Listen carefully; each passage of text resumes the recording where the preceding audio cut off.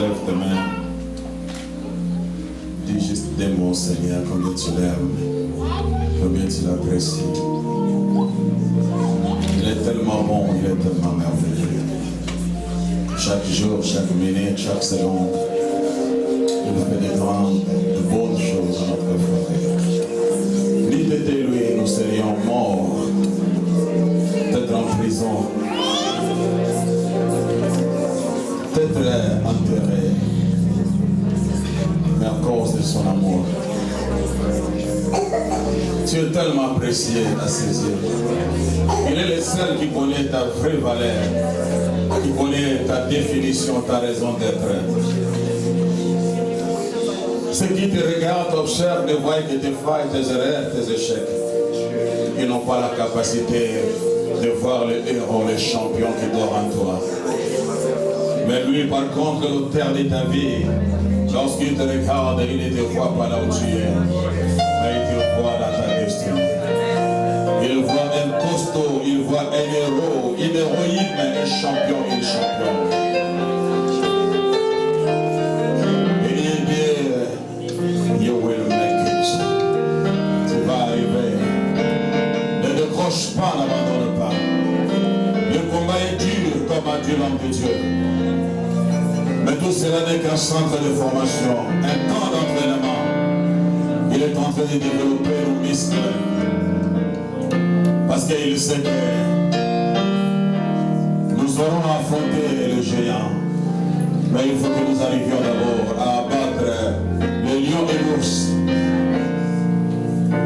Yes, Lord, we love you. We bless your name. We appreciate you. Merci, Seigneur.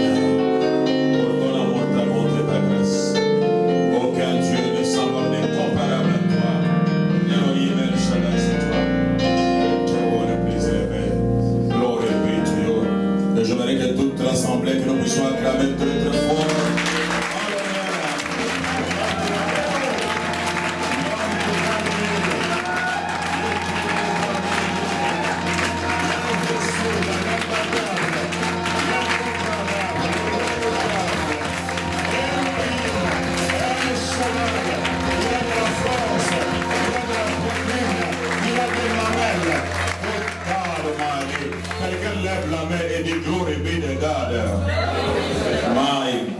Merci Seigneur.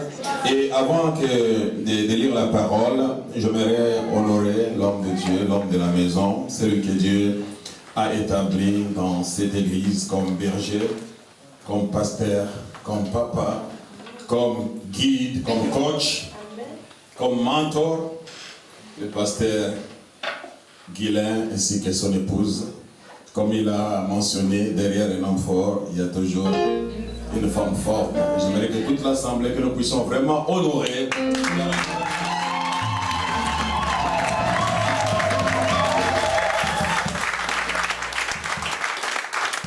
Merci, homme de Dieu. Gloire à Dieu. Personne ne peut la présenter comme moi. My chocolate. Ma hamburger, ami mon bijou. Celle qui pourrait avec moi.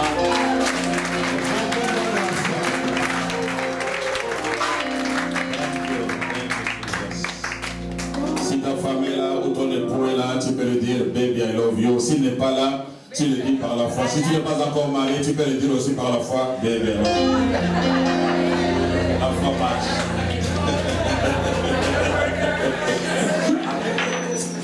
Mais nous restons debout et nous prenons nos Bibles dans le livre de Juges, chapitre 13.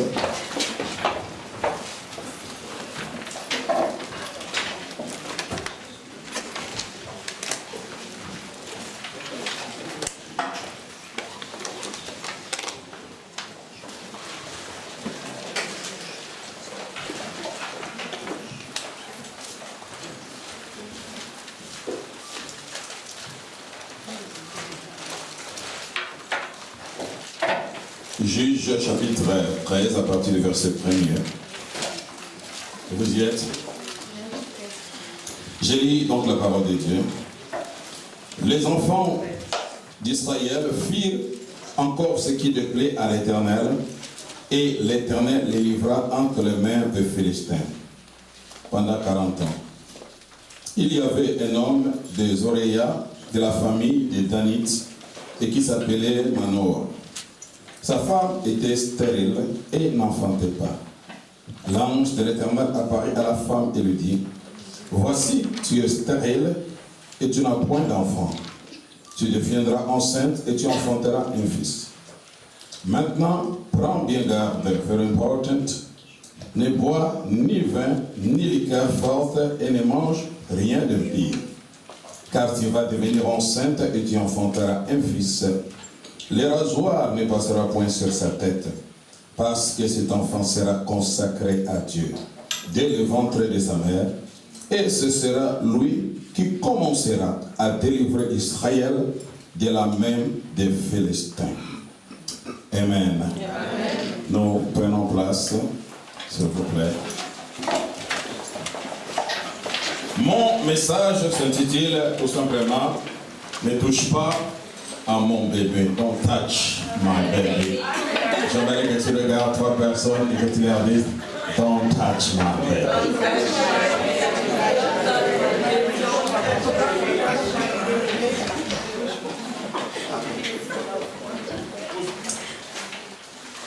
La Bible parle de ce homme appelé Samson, qui est un type de Jésus. En lui, nous voyons l'œuvre de Jésus s'accomplir.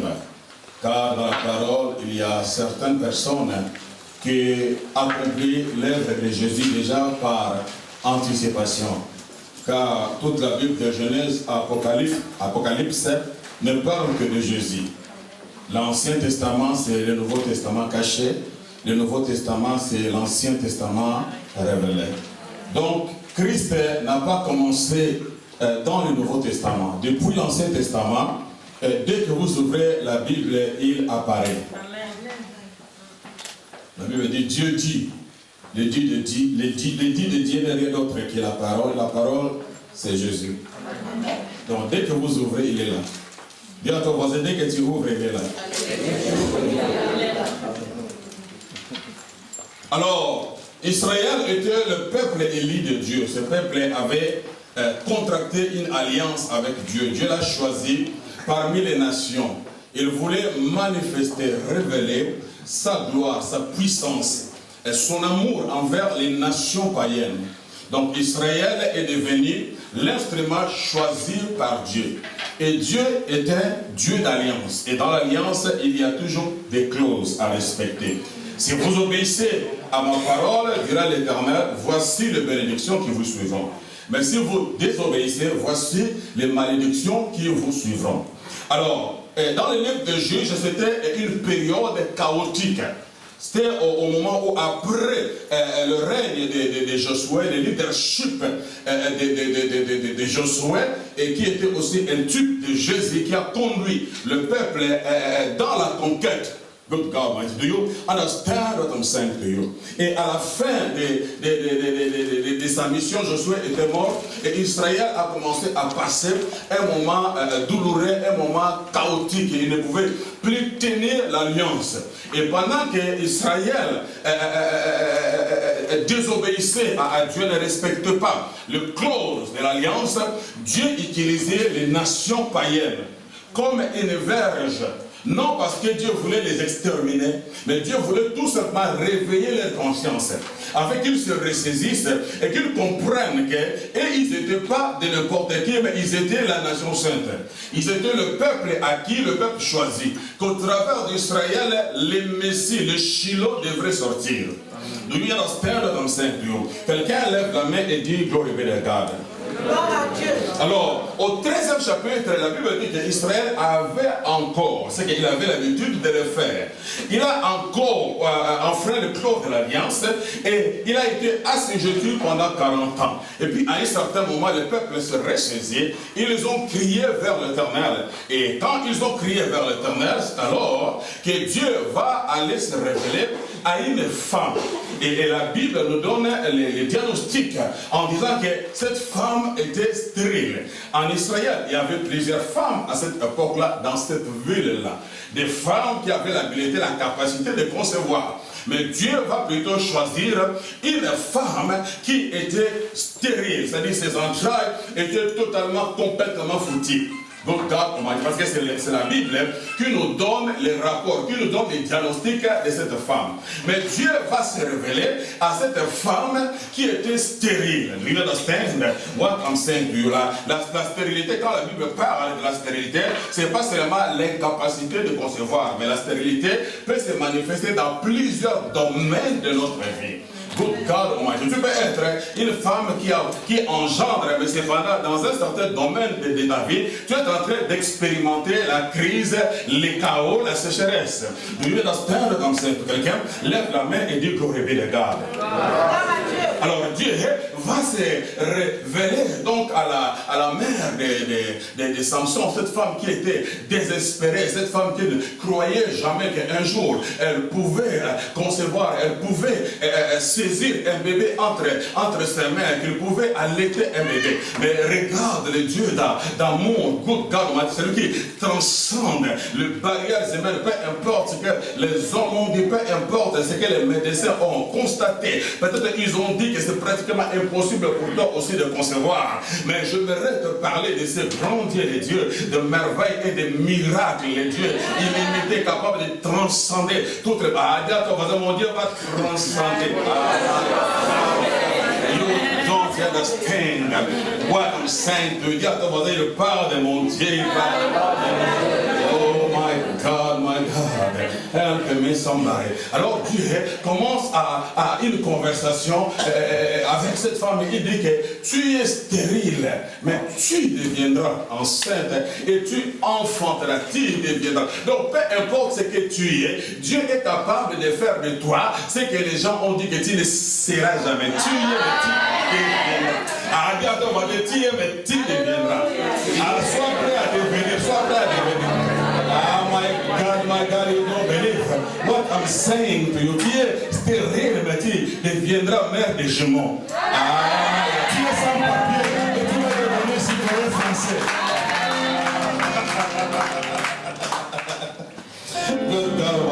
Quelqu'un lève la main et dit glory be to God. Tu vas engendrer un fils, mais ce fils, cet enfant est spécial, cet enfant, c'est un don de Dieu pour Israël. Et à cause de cet enfant, il y a des prescriptions, il y a des ordres à suivre, parce que ce bébé-là n'est pas n'importe qui, c'est un naziréen, c'est un bébé consacré à Dieu. Il doit toute sa vie être au service de Dieu. Do you understand what I'm saying to you? To Jesus be the glory. Ce bébé sera un instrument entre mes mains. Ce bébé sera un libérateur. Ce bébé sera un revivaliste. Mais cependant, il faut, pour que ce bébé entre en scène, pour que ce bébé manifeste ma gloire, accomplisse mon plan sur la terre, je dois d'abord commencer par trouver un environnement dans lequel je dois placer ce bébé. Car c'est un principe. La Bible dit les cieux sont les cieux de l'Éternel, mais la terre appartient aux fils des hommes. C'est-à-dire Dieu ne peut pas opérer sur la terre des vivants sans commencer par trouver un corps humain. Car c'est un principe de Dieu. Do you understand what I'm saying to you? Parce que Dieu pouvait délivrer Israël sans aucune intervention humaine. Mais parce que c'est un principe, il travaille toujours avec les hommes. Donc God m'a dit, quelqu'un lève la main et dit, glory be to God. Alors, il va parler à la mère de Samson qu'elle va devenir enceinte et qu'elle va porter un fils dans ses entrailles. Cette femme qui était stérile, qui ne croyait jamais qu'elle allait un jour concevoir, mais Dieu de façon surnaturelle, de façon miraculeuse, il va guérir ses entrailles et faire en sorte qu'un bébé soit conçu dans ses entrailles mortes. Parce qu'il est le Dieu qui, à partir des choses mortes, il fait sortir des choses vivantes. Les hommes, quand quelque chose meurt, il les jette dans la poubelle. Quand quelque chose meurt, il il les enterre. Mais cependant, avec Dieu, avant de commencer quoi que ce soit, on doit d'abord passer par le processus de la mort. Amen.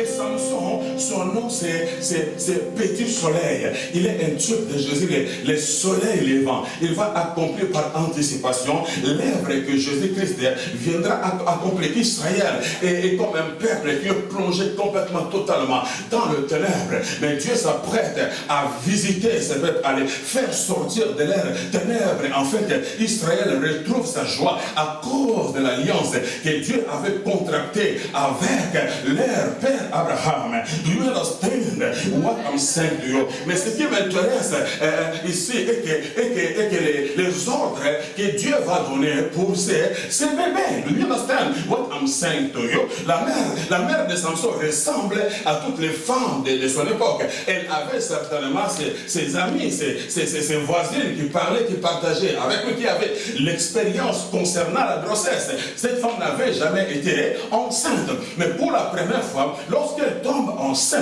mais Dieu va donner des instructions précises concernant son bébé. Parce que son bébé n'était pas pareil avec le bébé des autres. Attends, mon bébé n'est pas pareil avec mon bébé.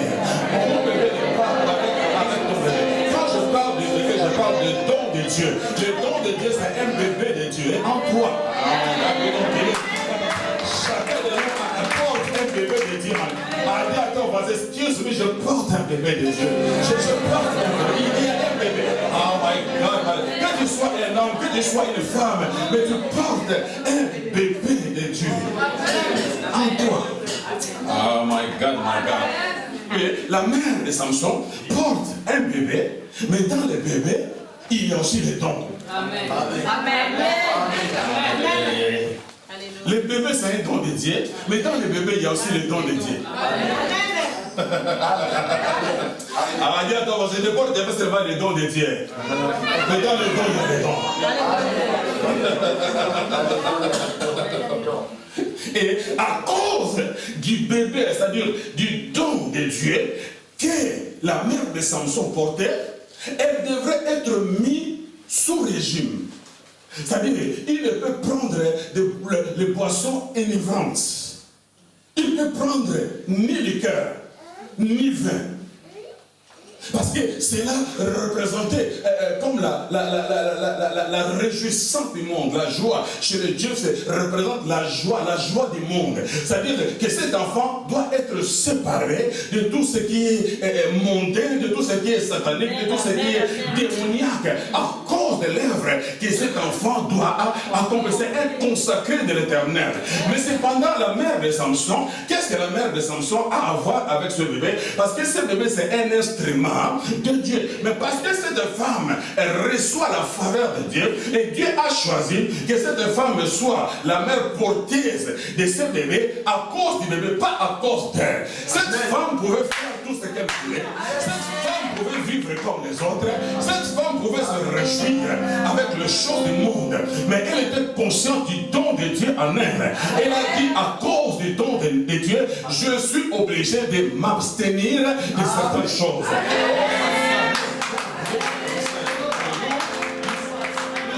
Nous sommes choqués, nous sommes dégoûtés aujourd'hui quand vous allez sur Internet, vous allez voir des choses qui se rencontrent. Ce ne sont pas seulement des histoires, mais il y a des choses qui sont là-bas et les gens ont des preuves, des choses parfois que certains serviteurs de Dieu accomplissent. C'est des choses que les enfants de Dieu sont en train d'accomplir aujourd'hui. Ça donne les deux goûts. Et les gens se posent des questions. Est-ce que c'est ça vraiment être en Christ? Est-ce que c'est ça prêcher l'évangile?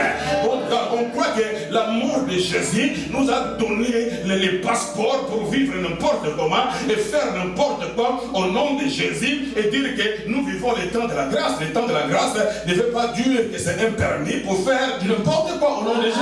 Amen. Amen. Avance. Il y a que Jésus qui est notre modèle, qui est notre exemple. David n'est pas mon modèle. Abraham n'est pas mon modèle. C'est Jésus qui est mon modèle. Do you understand what I'm saying to you? quelqu'un que je vais imiter, quelqu'un qui n'a jamais failli. C'est juste. Do you understand what I'm saying to you? Donc, nous ne devons pas vivre n'importe comment parce que les autres le font. Non! Nous ne portons pas les mêmes bébés. Nous n'avons pas reçu les mêmes instructions. Nous n'avons pas les mêmes grâces. Nous n'avons pas les mêmes dons. Nous n'avons pas les mêmes destinées. Chacun a sa destinée.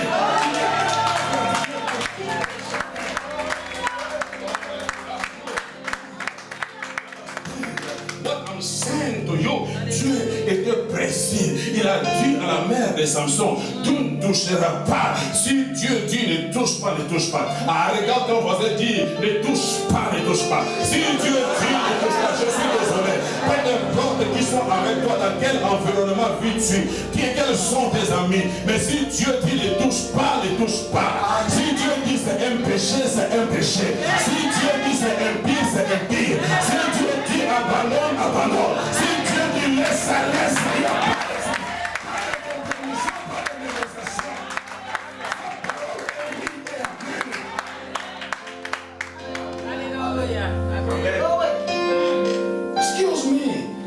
Aujourd'hui, on est habitué avec cet évangile que les Américains appellent feel good. Jésus guérit, amen. Donne 1000 euros et Dieu, amen, amen. Nous croyons à la prospérité, nous croyons à la bénédiction du Seigneur. Mais let me tell you, si tu ne marches pas dans la crainte de Dieu, si tu ne marches pas, c'est la parole de Dieu. I am sorry. I am sorry.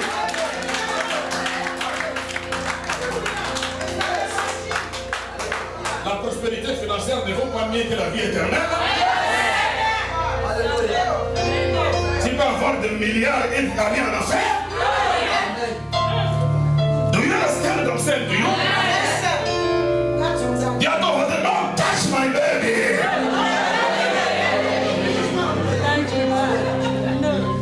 Il y a des choses qui suivent les bébés, qui suivent les dons de Dieu, qui nous affaiblissent, qui nous déconnectent, qui nous placent dans une position défavorable.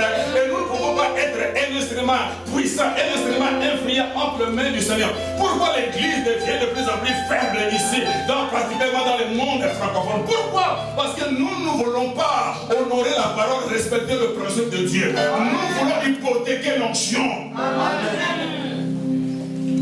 Nous foulons la grâce de Dieu aux pieds. Les gens font du n'importe quoi. L'église est transformée en un bazar. Les hommes de Dieu, nous sommes devenus des grandes vedettes. Nous voulons que les gens nous voient, que les gens parlent de nous. Je n'ai pas besoin que vous parlez de moi, je suis un serviteur. Parlez de celui qui m'a envoyé.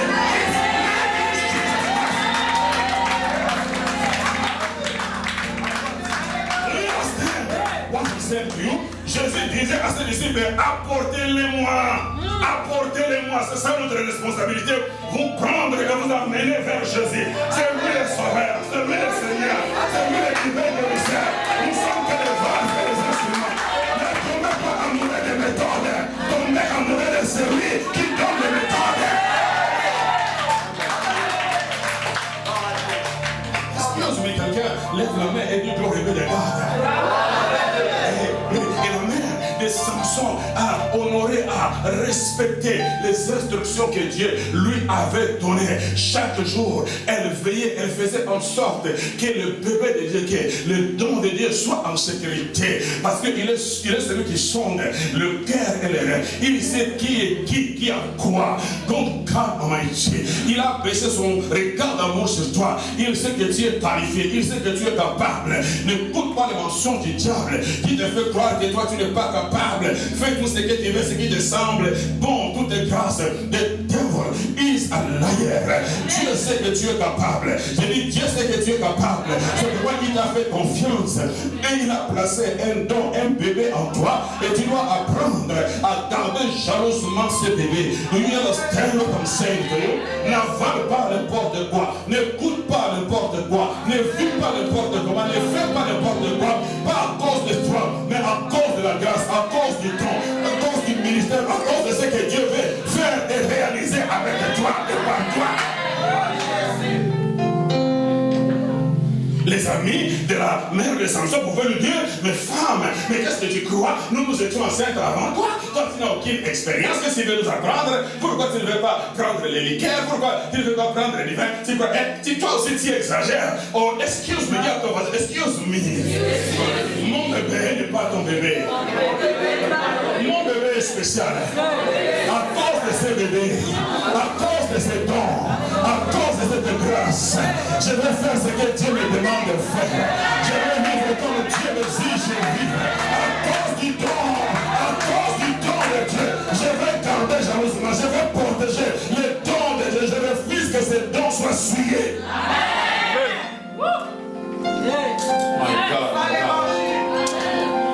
Quelqu'un lève la main et dit gloire et bénédiction.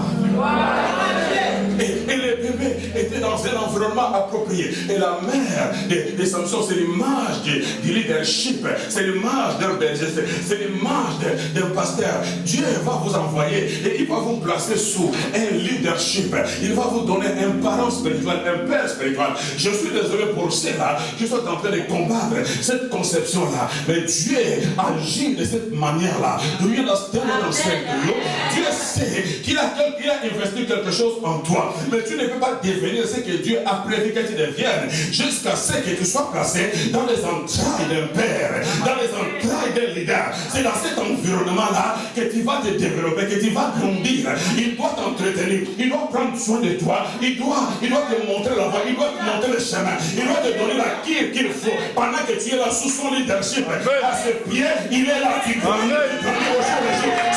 Oh my God.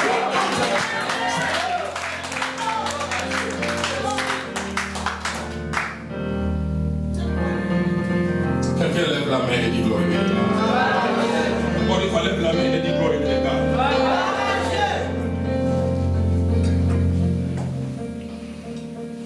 La foi croissait, grandissait sous le regard de ses parents qui l'entretenaient, se souvenant de la promesse. Il y a des choses que Dieu dit aux parents spirituels qu'il ne vous dira jamais. Il y a des choses que les parents spirituels voient que vous ne voyez pas. Et il est en train de vous conduire, de vous canaliser, de vous entretenir, de vous enseigner par rapport à ce que Dieu lui a montré selon la grâce, le don que tout un chacun a. Nous ne sommes pas dans une rivalité, nous ne sommes pas dans la compétition, nous ne sommes pas dans un ring de boxe, dans un dojo de judo. Nous sommes dans les royaumes. Il y a des principes, il y a des structures qui ont été établies par Dieu lui-même que personne ne saura détruire. Tu ne peux pas devenir ce que tu veux devenir si tu ne te places pas sous un leadership dans les entrailles d'un leader. Un leader doit te porter. Amen.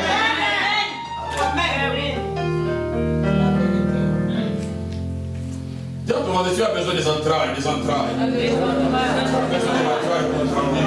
Tu as besoin des entrailles pour te développer. C'est un lieu approprié, sanctifié, mis à part. Dieu sait que là, tu ne seras pas pollué. Là, tu ne seras pas essuyé. Là, tu seras en sécurité. Là, tu grandiras. Là, tu apprendras. Là où tu vas te développer. That's very important. Même Jésus est passé par là.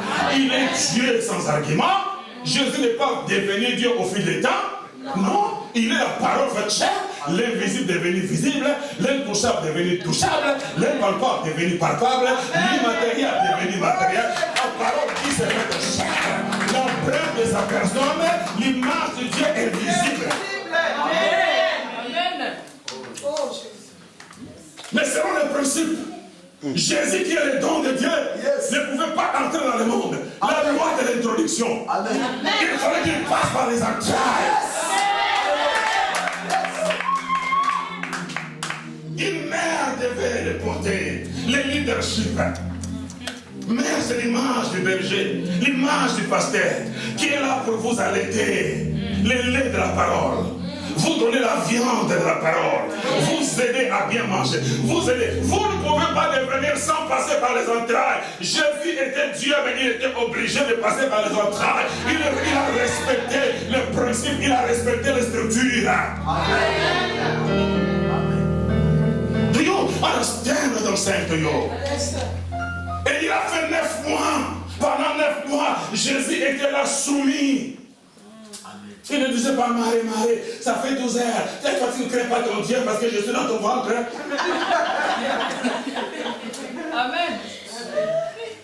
Il était Dieu même dans le ventre de Marie. Amen. Amen. Yes. Il est entré dans les entrailles qu'il a formé lui-même. Amen.